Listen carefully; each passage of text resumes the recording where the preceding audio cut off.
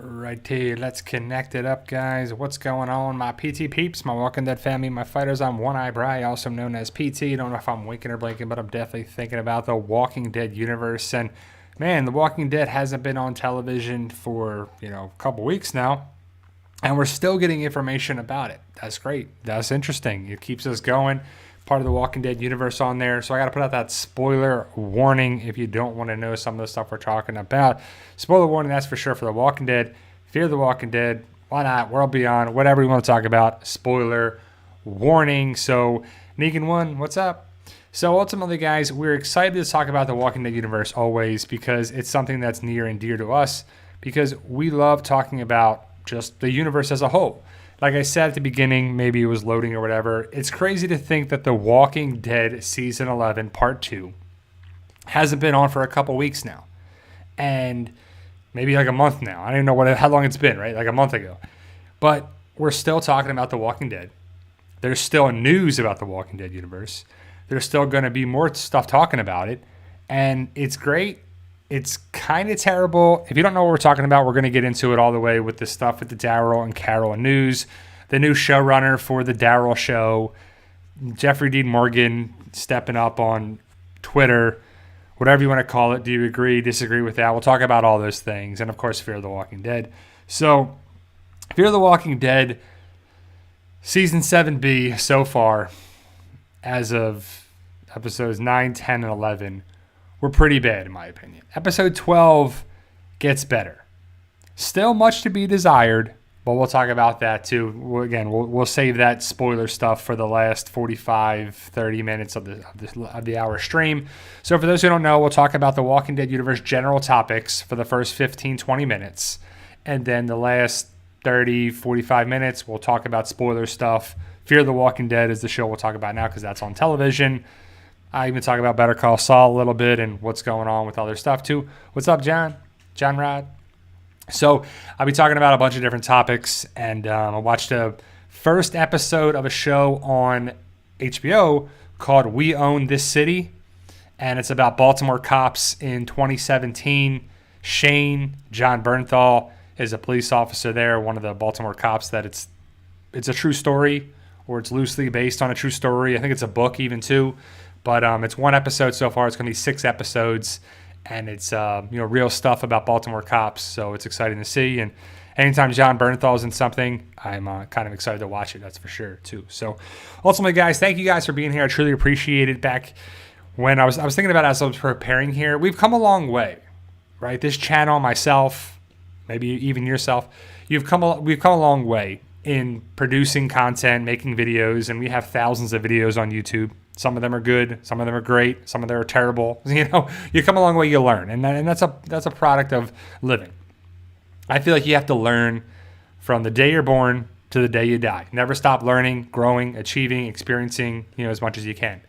That being said, it's tough. It's a tough thing to, get up every day and get there, but hopefully this channel is something that is, something that you look forward to, and we're still posting daily videos.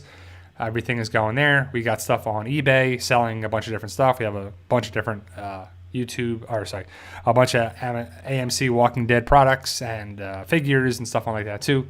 So check us out on eBay. But so let's talk about the general news about the Walking Dead Daryl show, formerly known as the Carol and Daryl show. Well, hopefully you haven't been living under a rock, or if you have social media, it's everywhere. It's everywhere. The huge news that Melissa McBride has dropped out of the Carol and Daryl show, or the Daryl and Carol show, whatever you want to call it. It's just the Daryl show now. So Daryl, Norman Reedus, is going to have his own show, which that's okay. I could see why they're doing it. Daryl is a fan favorite. People love him. Can he carry his own show by himself? I don't know about that. He's interesting, but we do need stuff for him to play off of. A lot of times when he's by himself in the episodes, there's a lack of dialogue. There's a lack of, something kind of is missing there too. And to play off of Carol would have been great. Daryl and Carol are great. I like both of the characters. Daryl and Carol are some of my favorite characters. But overall, I think their dynamic works better together than separate too. So, Masked Ninja, do you think the hidden city they hint at in World Beyond is in London or France? Paris. I don't know. I mean, there's a lot of people talking about a lot of different things about, CRM. And so let's just get into the information, and we'll talk about a bunch of things too. So Daryl and Carol were supposed to have a show. It was like crazy to think that we didn't even start season 11 yet. And they're like, Daryl and Carol are going to have their own show. Don't worry, guys. Once the main show's over, the Daryl and Carol story will continue on. Angela Kang is going to be the showrunner, and it's going to be great. They continue on with a bunch of different stuff. It's going to be great. We didn't even finish the series yet, and you're telling us about a spinoff. That is the most backwards thing I've ever heard of in my life. Wait till the main show is over, and then talk about the spinoffs and the stuff there, right? Don't spoil anything for the final season. What are you doing? AMC did that on their own. It's not like people said anything. So we knew about that. Recently, they did the same thing with the Maggie and Negan show. That looks to be actually happening in New York. They're going to film in New York. They've casted some guy, Isaac. I don't even know his name, but he's some gentleman that is a family man that is protective of his family and blah, blah, blah. I don't really know who the actor is, but he's going to be joining that cast as well. So we have Maggie, Negan, and some new guy too. So the big thing about the Daryl and Carol show is that they were going to film somewhere, somehow after the main show ends. Some people thought New Mexico. Some people thought Charleston. Some people thought this. Some people thought that. What's going to happen with Dog? What's going to happen with Leah? What's going to happen with this? What's going to happen with Connie? Well, Leah, for those who don't know, spoiler warning, got killed off in season 11, episode 16. So Leah's not going to be around. Dog is very much around. What's going to happen with Dog? Right? If I personally would like to see a Carol show, because I think she can carry a show, she can do stuff, she can blend in with stuff and meet new characters and whatever. But it just seems like too little, too late. They're just trying to continue to milk the Walking Dead universe cow as much as they can, the cash cow, and it just seems a mess. Like, how could they, like, the source material is one thing, and you can change things and add things and twist and turn and, elaborate on things and have new characters for the show, but you have the source material. The other shows that don't have the source material are kind of weak. Fear the Walking Dead. Some people love Fear the Walking Dead more than The Walking Dead. I don't, but some people do. World Beyond, same thing. That is non-source material stuff. It's branches off the Walking Dead tree, just not as powerful, just not as strong, just not as relevant and exciting to watch as The Walking Dead show. So then there was a rumor saying that Melissa McBride doesn't want to do the Carol and Daryl show. She's not going to do it. She's going to drop out. It was a rumor. That was weeks ago, some time ago. And then recently it came out, Melissa McBride has definitely dropped out of the Carol and Daryl show. Why? Because she does not want to film in Europe. The article by TV Line says the Daryl show is going to film and be set in Europe. We don't know where, if it's London, Paris. I see London, I see France, I see Norman's underpants. I don't know, whatever we're talking about, the UK, Spain, wherever. So then it's just the Daryl show because Melissa dropped out. People are getting pissed off and going on Twitter, keyboard warriors coming out of nowhere to say this and that, and how about this, and how about that, and what are we going to do? What are we going to do this? What about Norman? Why did you do this, Norman? Norman, I can't believe you did this. Norman this, Norman that. Not me, people. So they're attacking people. People attack Josh McDermott, Lauren Cohan, now Norman Reedus. Like, the fans get out of control. If you're a fan, you shouldn't attack one of the stars of the show, especially if you like the actor, unless they do something crazy. But we don't know what Norman did, if Norman did anything at all. But the fact that Norman's, I don't know what Diane Kruger is, girlfriend, wife, fiance, whoever she is, baby mama for sure. They have a child together, a daughter.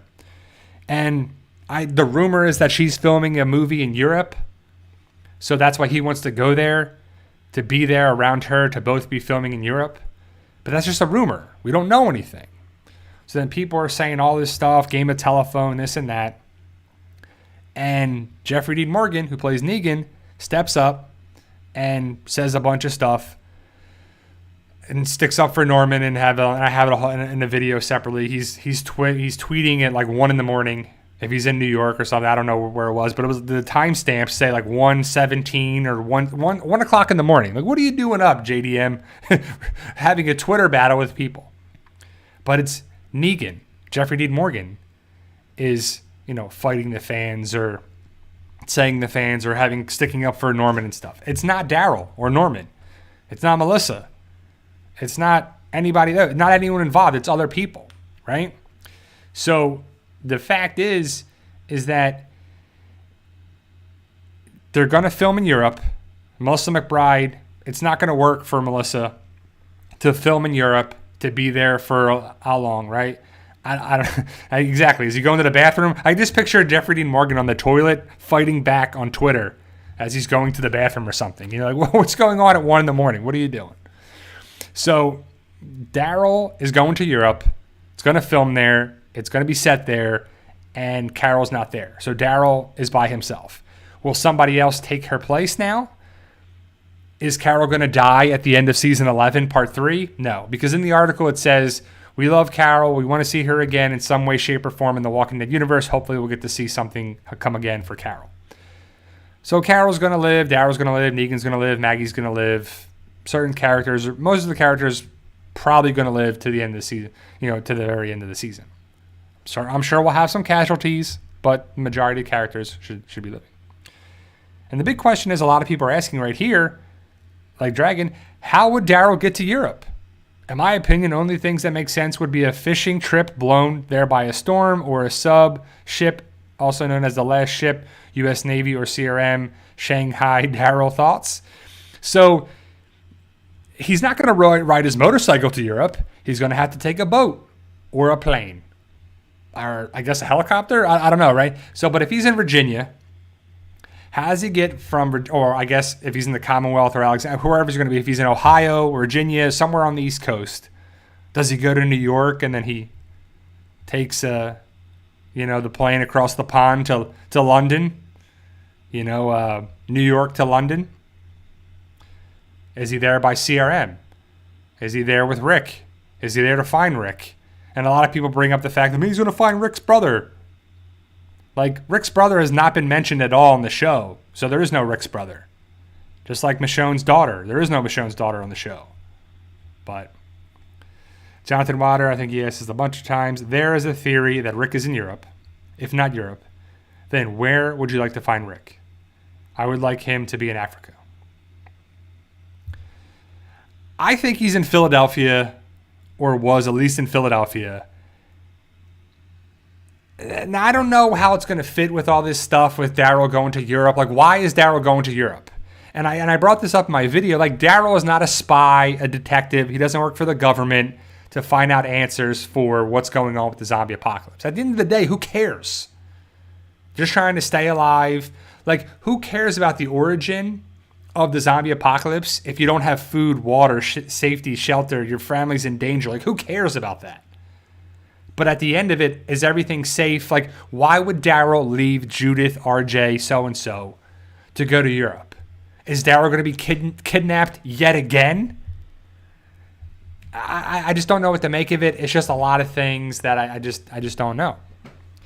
Wilson Q&A, do you think that when Melissa signed on for the spinoff, the location was different from what's been revealed now? I wonder if the Europe thing is changed to the deal.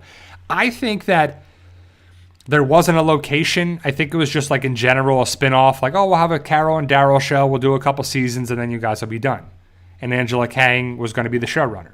Since then, Angela Kang has dropped out. Melissa McBride has dropped out. And we have some guy I've never heard of, is going to be the showrunner for the Daryl show.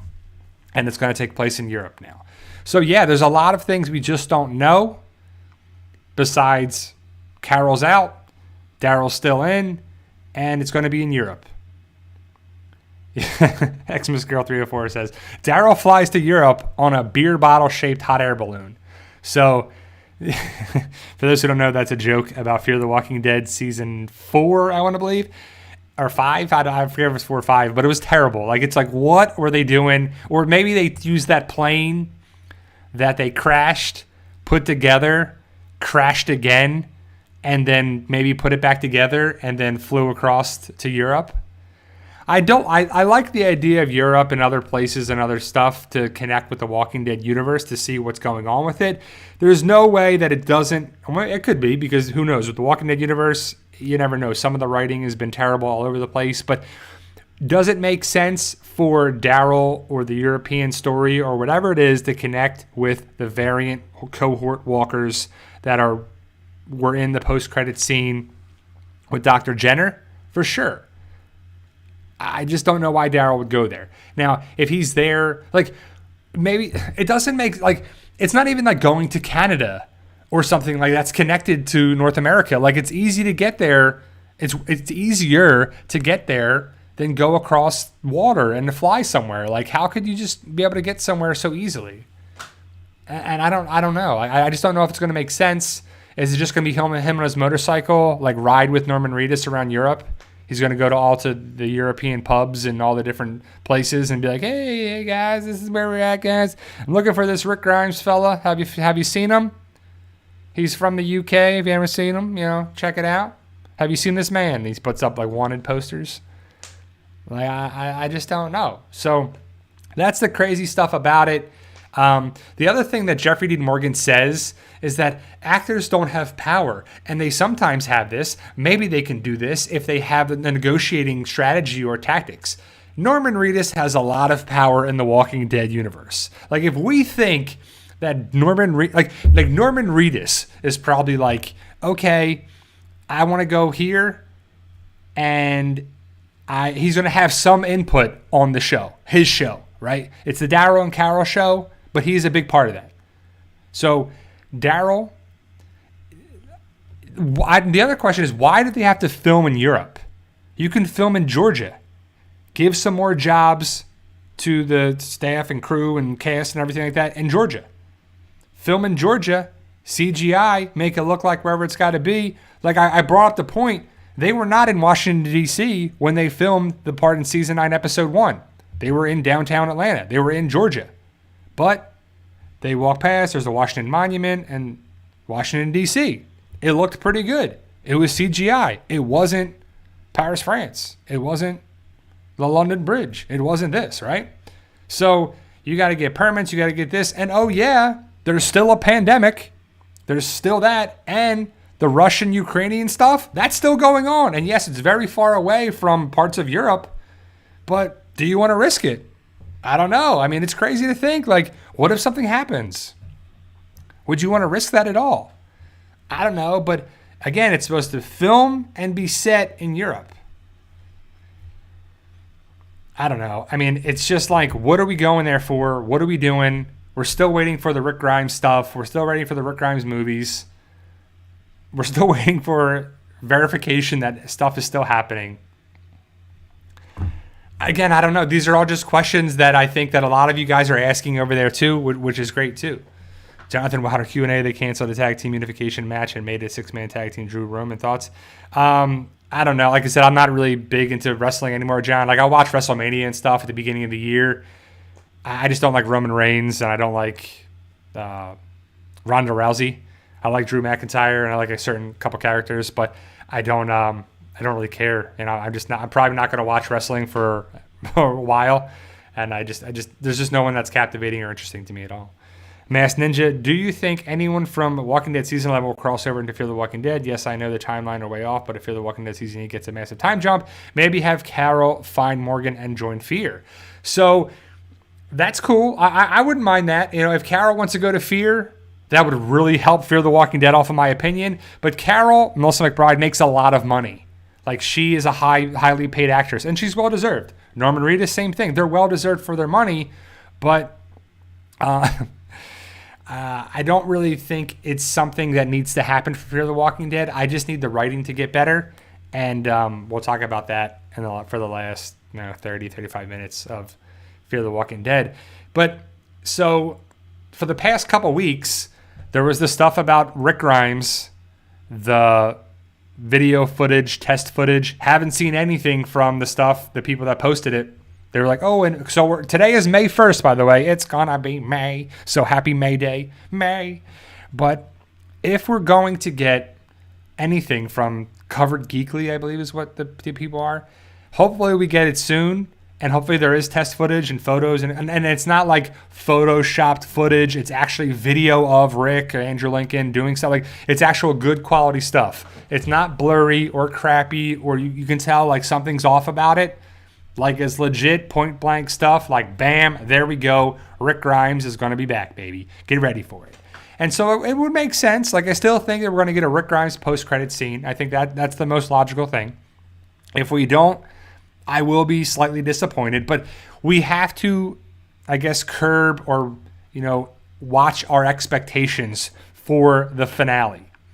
Series finales of shows usually suck. They're usually terrible. About all the shows that actually have a series finale, a lot of shows end before they even get there, or they end abruptly, or it's just not done the right way. Like the show Jericho, that was a really good first season. Second season, really abrupt, really done, just ended quickly. I don't have high hopes for the series finale of The Walking Dead. Before the spinoffs, before the news, before all this drama with the post Walking Dead stuff. So I just don't think it's going to be that great. I don't know. But again, if it's great, good. I hope so. I hope it's better than my expectations. If you expect things to be low or low expectations, you won't be disappointed. So we'll see what happens. I mean, but overall, out of all the shows that you've watched, there are only some shows, very few.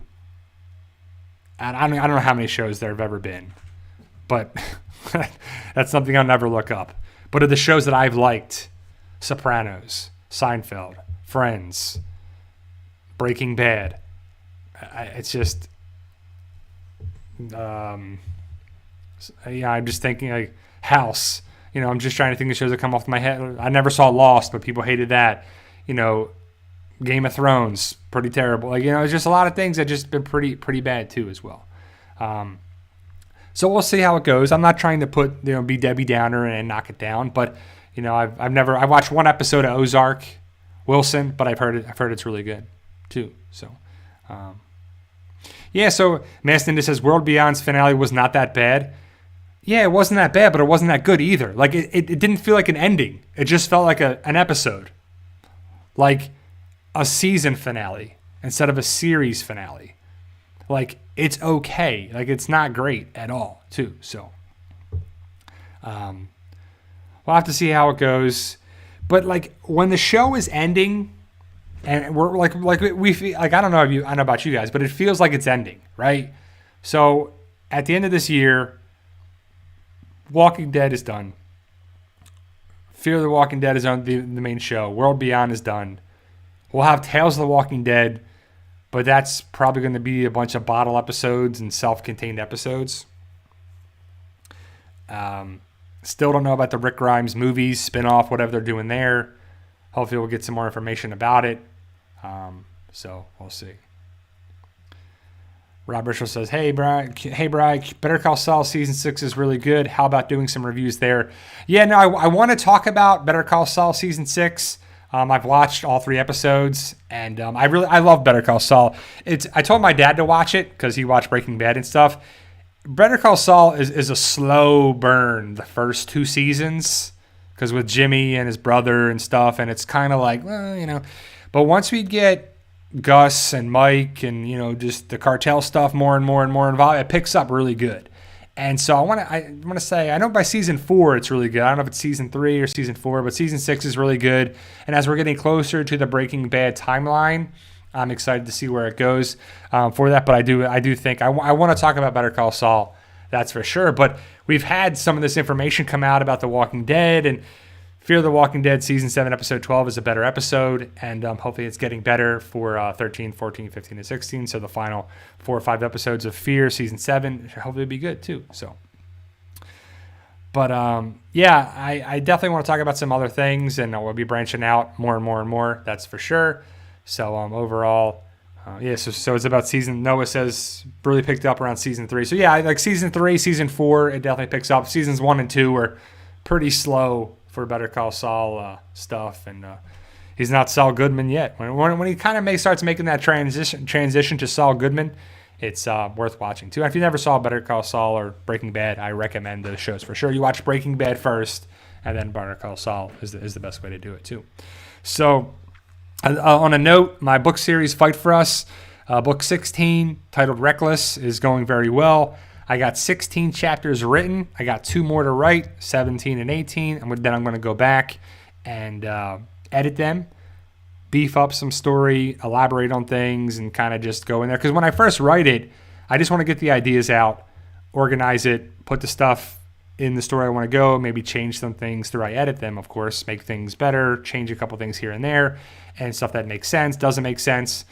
But it's just my process from what I've learned, and the better thing that works for me is to write it all out, all 18 chapters, organize it, put it in a way that flows, and then sets up the next book or next there too. So I got 2 more chapters to write, 17 and 18, and I'm trying to do them pretty soon because my dad's coming to visit me in a couple weeks. So we'll talk about that. In a couple weeks, I won't be able to do a live stream because my dad will be here and we'll be doing some stuff while he's visiting me. So but I'll be back next week, and we'll talk about that as we get closer to that. But this week we're here to talk about the Walking Dead universe, and thank you guys for being here. I truly appreciate all the love and support. Top chat, super chats, everything is always welcome. If you want to help support the PT channel, hit that subscribe button, like the video, share the video, subscribe. Always is important to help grow the channel. We've just surpassed 97,000 subscribers this past, guys, maybe 2 weeks ago now, or last week, early week, but either way, we're at 97,050 or something. So we're getting there. Every day is a step closer to that goal of 100,000 subscribers. And somebody wrote a comment in one of my videos like, "You've been there, bro, for a couple years now and haven't reached that goal. So I feel bad for you, or I feel sorry for you." And I'm like, it's not that serious. Like, hitting 100,000 subscribers is not that serious at all. It's a goal, and I think you should always have goals in life. But I'm at the mercy of other people. Like, I can't make people subscribe and tell their friends and tell their family and tell their coworkers and get hundreds of people. But The Walking Dead is starting to end. It's on the way down. And I've been doing this since the second part of season 6. So it's been, I came 6 seasons into the show. Like, I was a little late to the party. And there used to be all these people that were on YouTube talking about The Walking Dead. I don't know how many people still do it, as I don't watch other Walking Dead videos or channels. But, for a while there when I was first getting started, there was a bunch of people doing the same thing. And on Instagram and everything there, and it's pretty much died off. But we're still here, and we're going strong too. So, yeah, Rob K says Mother's Day is next week. Next Sunday, I'll have my live stream for that day too. The following week I won't be on because I'll be doing some stuff around here, and I don't know if I'll have time to come do it. So I'm just going to be like, I just won't have a live stream that day, and that's okay. But ultimately, guys, thank you for being here. I truly appreciate it. So let's talk about Fear the Walking Dead. So spoiler warning, if you haven't seen the episodes of Fear the Walking Dead Season 7B, we're going to talk about, Season 7, Episodes 9, 10, 11, and 12. The most recent episode 7, 12 on AMC Plus, to me, was the best episode so far. It really was just captivating, interesting, and we got to see Strand and Morgan and John Dory Sr. and stuff. So we actually got to see characters that are meaningful, impactful for the story too. So AJM says, "You are one of my favorite Walking Dead YouTubers." I appreciate AJM. It does mean a lot to me when people say, I don't have to be your favorite, but you appreciate what I do. You enjoy the episode or the videos and the discussion and the interaction with it. Because I try to be that way. I try to be important and impactful of it, and be there as well too. So, Xmas Girl says, "Surprise visit from my son. Got to skip out. Enjoy the rest of the stream, friends. Have a great week." So, see you, Xmas Girl 304. Enjoy your time with your son. Thank you for coming by. I appreciate it as well. But let's talk about Fear the Walking Dead. So, season 7B has been pretty lackluster. So 7, 9, 10, 11, and 12.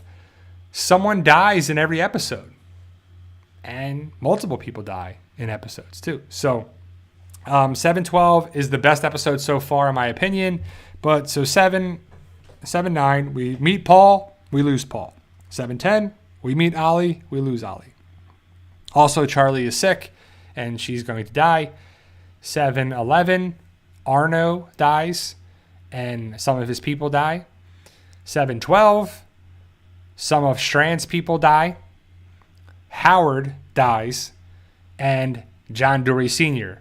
dies. So, yeah, 4 episodes, and we're losing people left and right. So there's times where on Fear the Walking Dead, we don't lose anybody. So many characters were left alive since season 4. Like when Madison and Nick got killed off, how many big impactful deaths have happened since then? Not a lot. And when we gained more people, then we lost, right? We gained Charlie, and we gained Morgan, and June, and John, and Althea, and then Sherry, Dwight. Like we gained some, then Wes, and we've gained so many characters. Then we lose John Dory. Then we lose Dakota. We lose Ginny. But we have, Howard now to replace them. And then we have these characters that are there, and, Teddy comes and goes. And it was just so many characters that we've had, too. So, Season 7B has been a slow burn. And it looks like they're going to start killing a lot of characters off. Because Charlie has radiation sickness, and she's going to die, and she looks pretty terrible in 7/12. So I don't think there's any way of saving her. It's just a lot, too. So, if the tower isn't destroyed and we don't have to go somewhere else, because that's what happens on Fear the Walking Dead. They're in one spot, then they go to the boat. Then they go to Mexico. Then they go to the ranch.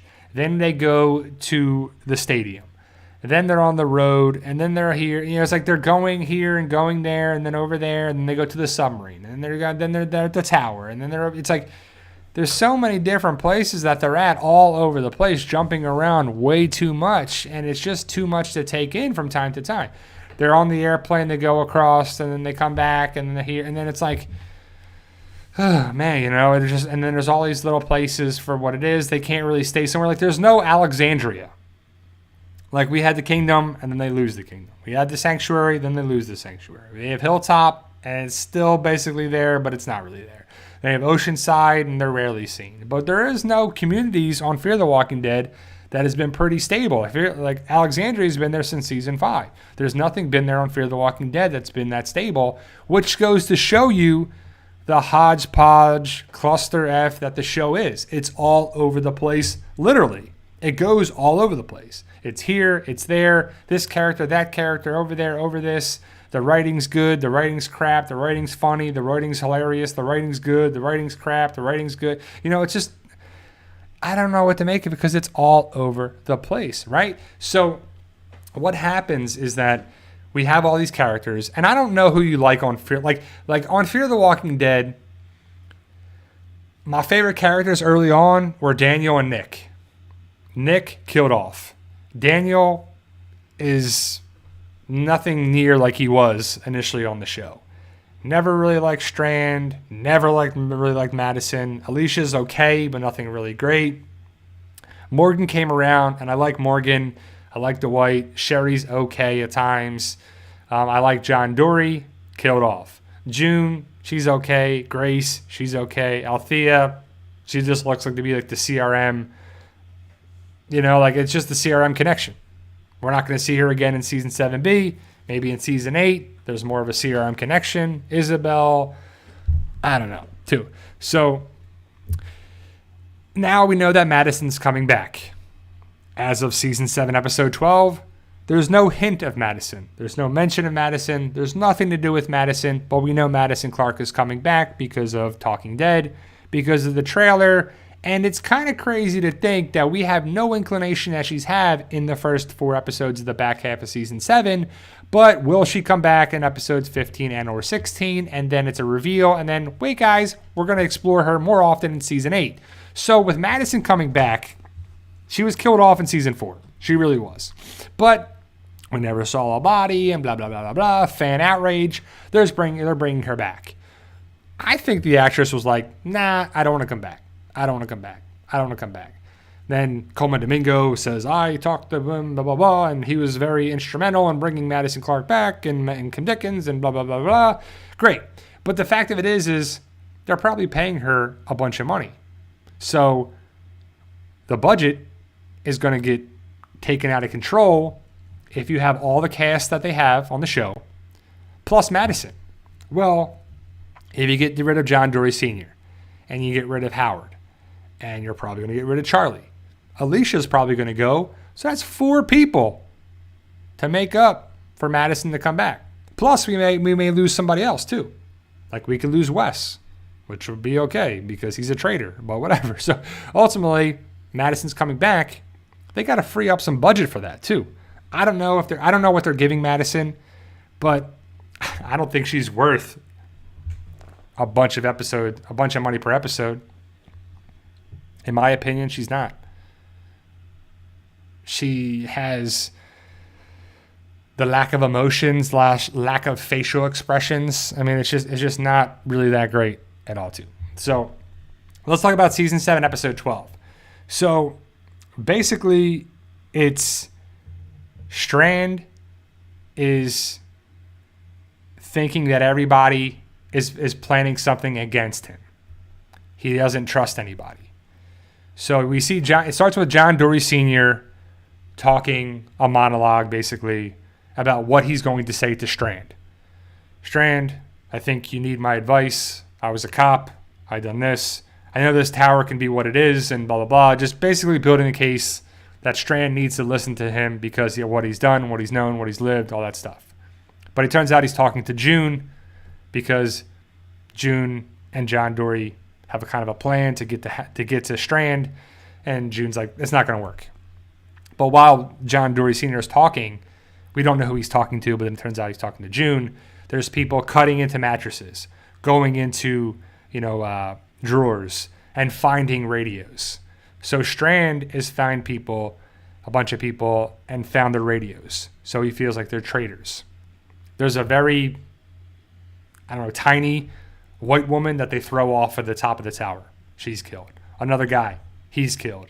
And radio, they're finding radios, and Strand is actually picking up that there's a resistance going against him.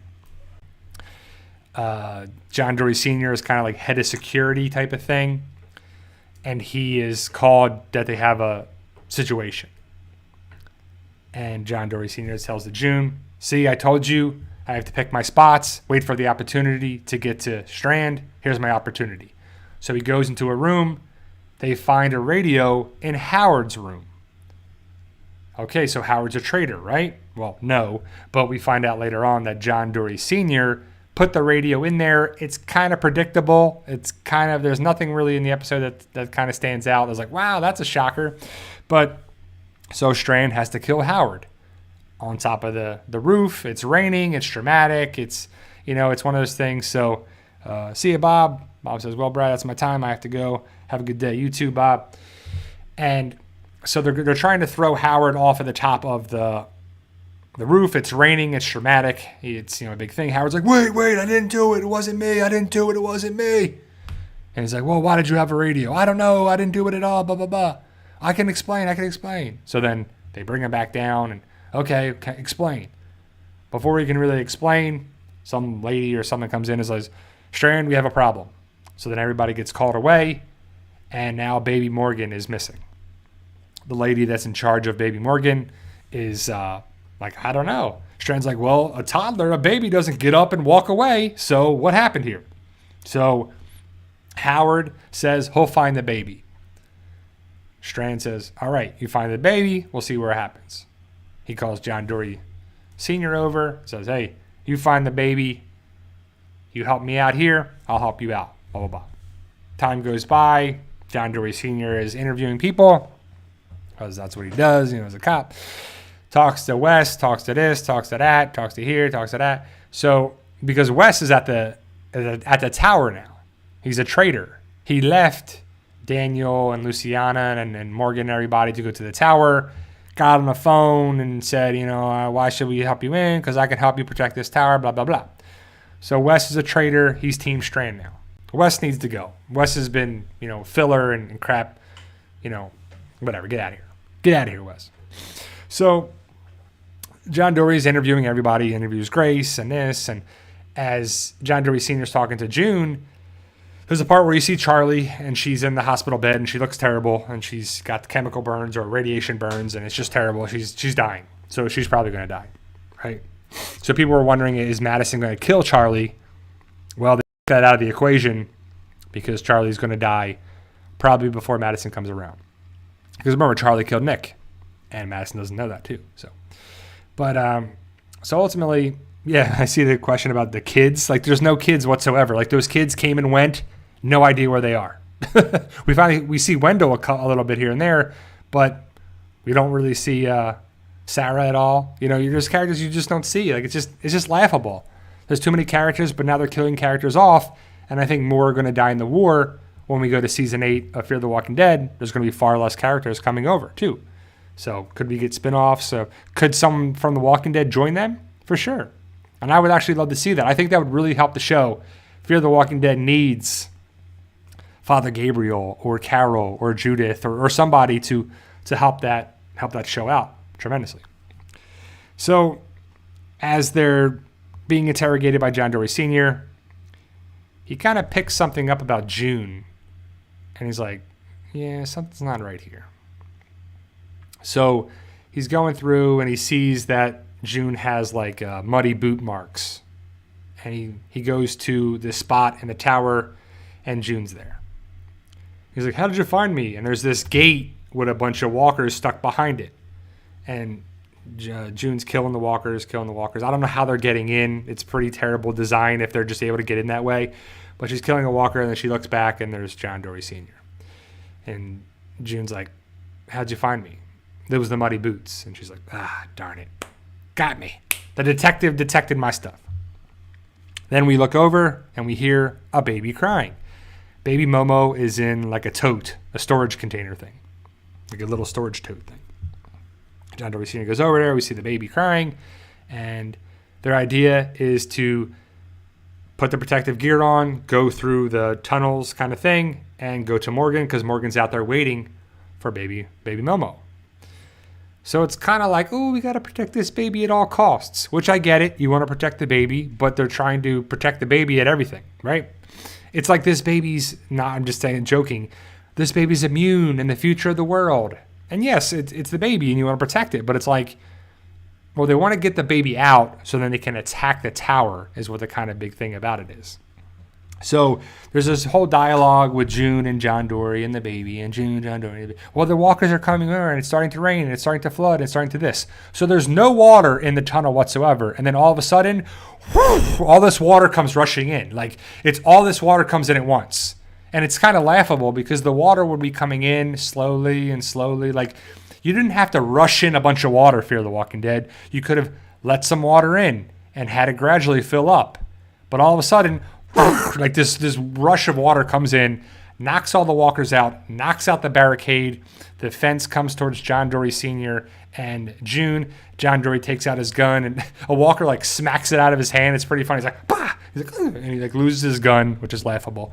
But so he drops the gun in the water. They're trying to kill the walkers, but they can't, and they push the walkers away because they got the boils and stuff, all of the chemical stuff all over their face. So then they find themselves backed into a corner, and they take the metal grate and they lock it in there. So they're stuck where baby Momo is by the storage tote thing, and they're there to talk. So they're like, all right, what are we going to do? How are we going to get out of this? They're like stuck there, and they're talking, conversation. We find out that John Dorie Sr. put the radio in Howard's room, set him up. And he did the same thing with Teddy. So he's kind of being the same person. So he set up Howard to do that. Well, I guess before that. No, it's actually after. I'm sorry, I'm jumping around a little bit. So John Dorie and June talk. There's like a catcher's outfit and padding and stuff like on there. June puts on the gear because she was going to take that to go take the baby through the sewer things to go that way. And so they have to come up with a plan to get out. They push the grate away and do this and try to kill the walkers. And they don't really have knives on them, which is ridiculous. You should always have a knife on you. But ultimately, especially if he's like head of security, he should have weapons on him. But either way, they say, John, take the baby down the walkway. Or John's going to take the baby down the waterway that's filled up halfway, like waist deep. And there's no walkers there anymore. And then more walkers come, so that goes away. They can't do it. kill a couple walkers or push a couple walkers their way, then they have to go back to the same spot. As they go back in, they pull the grate in there, and they're stuck there again, right? So they're stuck in the same place they were. John says to June, call Grace, because there's a radio behind them on the wall. And Grace is like, no, I can't do that, blah, blah, blah. They're stuck there. What are they going to do? She calls Grace over the radio, and then someone comes in and kills all the walkers in the water. They look over. It's Howard, Strand, and Strand's Rangers. They kill the walkers. They see that John Dory Sr. and June are there. Howard walks into the water, moves June, grabs the baby out of the storage container, storage tote thing, and now they know that they have the baby. Howard hands baby Momo to Strand. They walk away, and you think John Dory and June are going to be in trouble. They go back up to the roof in the rain. Howard and John Dory are there basically being interrogated by Strand and put on display by Strand. And Strand says, look, you need to, Howard didn't find the baby. John Dory Sr. found the baby. He found the baby first, and then Howard knew something was up. So John Dory Sr. is told to kill Howard, and he doesn't want to do it. He says, why not? Well, because I planted the radio in his room. And so John Dory Sr. should die. But instead, Strand's like, ha, ha, ha, ha, ha. Yeah, see, he loves this place. He's invested. He was willing to do that. But you still got to kill Howard. And so Strand, John Dory Sr. has the plot armor there where he's living. Also, before that, we know that John Dory Sr. has radiation sickness. And so he's dying from that when he went to go get, he found Charlie. So he's dying from the radiation sickness too. He's got some red marks on his stomach. So he grabs Howard, takes him over to the side. He's like, you killed a bunch of people for less than this, and throws him overboard. And Howard's like, oh, falls down and dies. Strand says, you can move into his room right now. Consider that a signing bonus. Go ahead too. So Howard's killed. Strand tells, like I said, John Dory Sr. to take over the room. He takes over the room. John Dory Sr. is puking in a bucket. He sits up and cleans off his mouth, sees a bottle of whiskey or bourbon or something. It might be bourbon. But he's not drinking because he's recovering alcoholic, so he's doing that. He's like, whatever. I'm dying anyway. I don't feel good. So he drinks a bunch of glasses of the Thurston's, let's call it bourbon. I'm not sure. So he fills up a glass, drinks it. Fills up another glass, drinks it. Fills up another glass, drinks it. It's like the never-ending bottle of alcohol. Then Strand comes in and says, hey, I thought you gave up on the sauce. Has baby Momo, puts her in a little crib in the room. He's like, pour me a drink.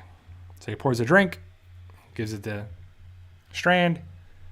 John Dory Sr. and Strand have a drink, and they talk. John Dory's like, are you willing to listen to my thoughts now, my ideas? Strand's like, I have some ideas of my own. And basically, John Dory Sr. realizes that Strand was never going to listen to him in the first place. So Strand is his legacy and his tower and this and that.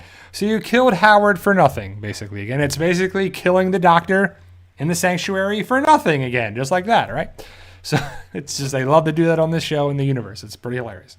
So, which was the dumbest thing ever, to kill a doctor over Dwight. Like, you have a doctor. It's very important to have a doctor. Dwight is not important as a doctor. Like, what are you talking about? It's pretty dumb. Season 7 of The Walking Dead. Gotta love it.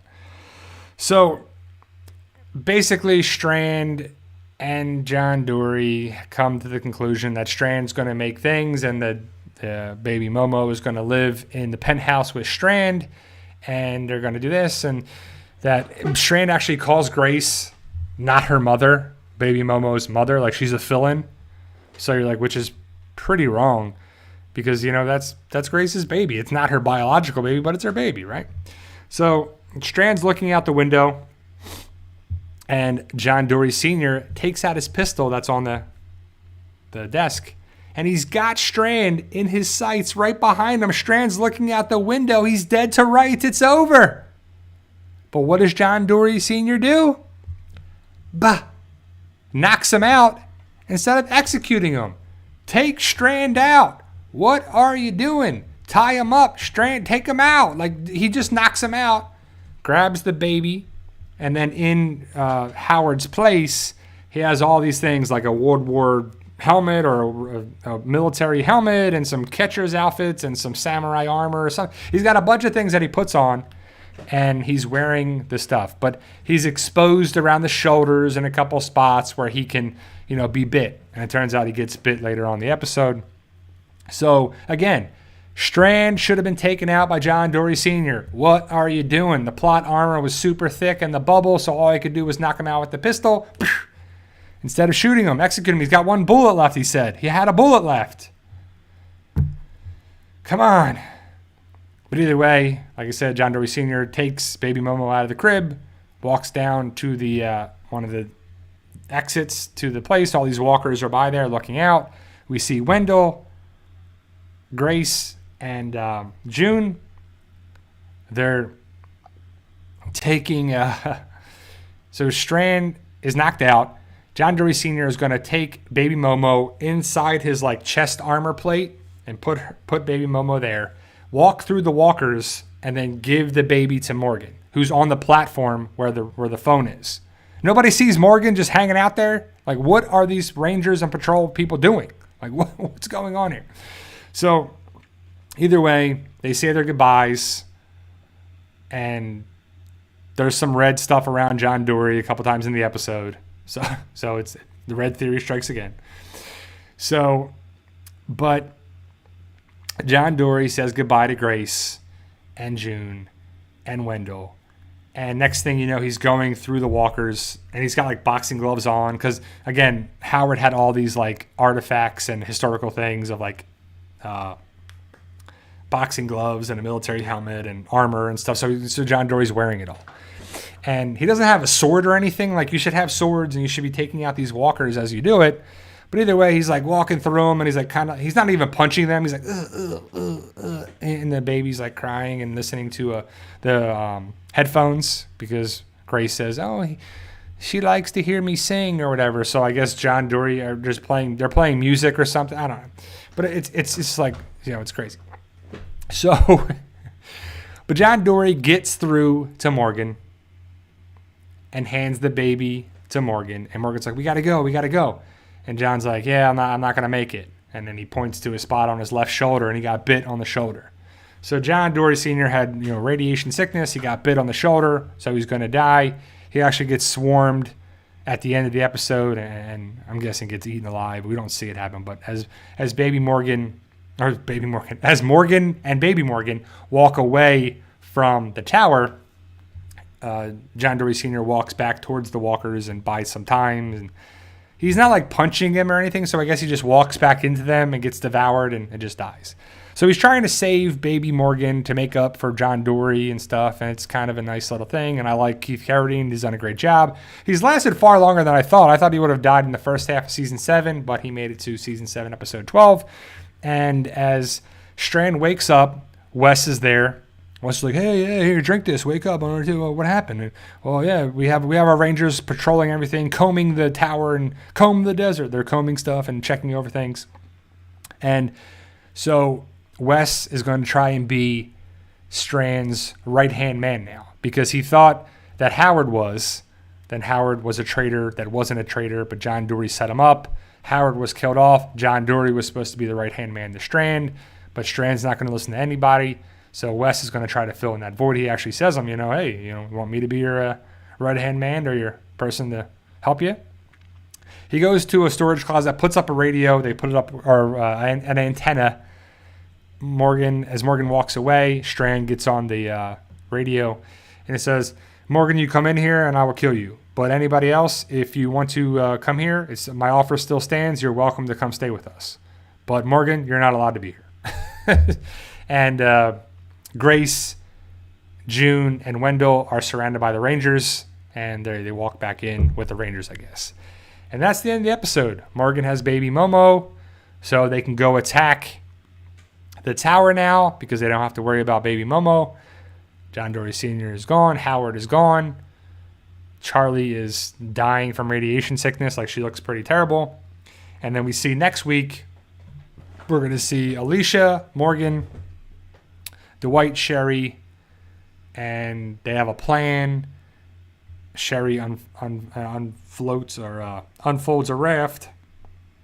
They're trying to come up with different stuff, and Dwight doesn't. They're outmanned. They're outgunned. They don't have enough people, and Sherry's like, "Yeah, you don't think you're gonna do it?" So I don't know, man. If we lose another character, that's crazy. It'll be 5 episodes, 5 deaths if we lose another character next week. But we've already lost, 5 characters in 4 episodes, right? So we lost Paul, Ollie, Arno, Howard, and John Dory Sr. So that's 5. Charlie is going to die at some point. I would assume Alicia is going to die at some point. Who else is going to die? Who do you think is going to die? I know Morgan. We got to think Morgan's going to live. Dwight and or Sherry will probably live. But Luciana, Daniel, Wes, Strand, does Strand actually survive? Who actually survives? Are they going to whittle the cast down to 5 people? They had too many casts for so long.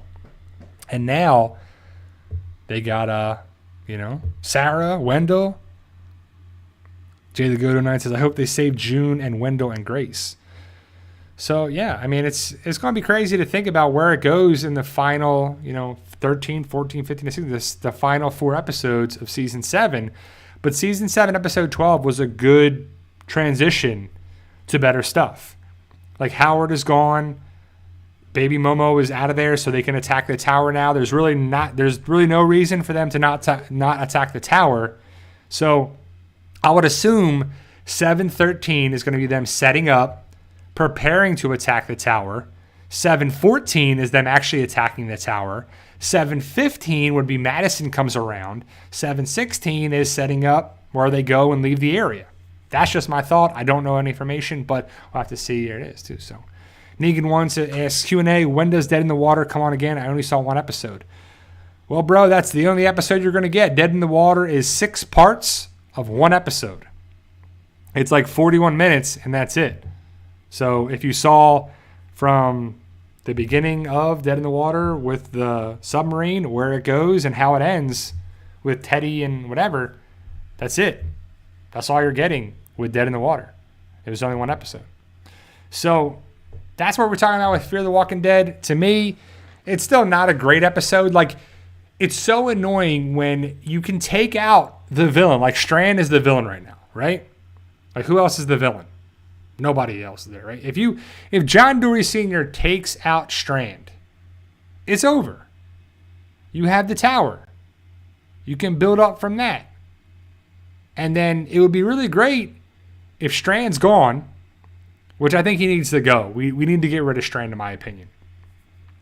Madison comes around as the villain with her people that she's with. If it's CRM or some other group, it would be great. If it was Walker and Crazy Dog, would be awesome, but I doubt it. That would be a really great. Because if Madison's coming back, why not bring them? Why not bring Travis back? Bring all these people back, right? Just bring people around again. So, I mean, I don't know, but it just would have been great. But they don't do that on this type of show too. So, yeah, no, Negan 1, you're not the only one. Don't feel bad. I know a lot of people were wanting to think it is going to be 6 episodes. So Dead, because it says 6 parts or whatever. Like I told you before about the We Own This City on HBO, it says 6 episodes, not 6 parts. So we know that Season 1, Episode 1, Season 1, Episode 2, 3, 4. So every week it's going to be an episode. Dead in the Water should have been a 6-part, 1 episode, whatever. That's what it should have been called. Or a 1 episode. They should have explained it better. So, but again, The Walking Dead does that from time to time. It's just communicate effectively. Failure to communicate and to communicate effectively is usually a problem with a lot of things, not just there too. So, yeah, it's 6 small parts. So I think it's 41 minutes or 42 minutes. So, 42 divided by 6, it's very short episodes. So that's just, or it's 6 parts because it says part 1, part 2, part 3, part 6, and it's over. That's how it goes with the Dead in the Water. But overall, guys, Fear the Walking Dead Season 7, Episode 12 is probably the best episode so far. We had some stuff happen. And Strand is good for the show as a villain, But how could you, like, what Strand has done and forced people to do and almost try to kill Morgan, and or basically tried to kill Morgan. It just didn't work because the plot armor is super thick on Morgan. You can't just kill him like that and he don't die. So how could they be around each other? Like, how is Strand and Morgan going to have to be? How can they ever work together? They can't. They can't. Like, come on, get out of here with that. Right? But we have the whole Negan-Maggie thing. Like, is that we're going to be Strand and Morgan? Is that how it's going to be too? Probably. I could see that happening.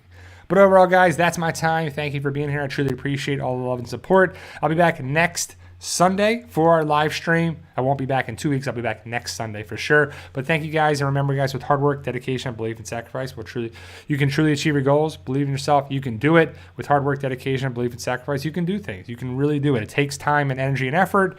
I'm just living proof of that, working hard, and you can do things in life. It just takes time, but we don't want to do that. We want it done yesterday, but all good things come with time and effort, but you can do it. Remember, guys, I'll be back next Sunday. Enjoy tonight's episode on AMC if you haven't seen it yet.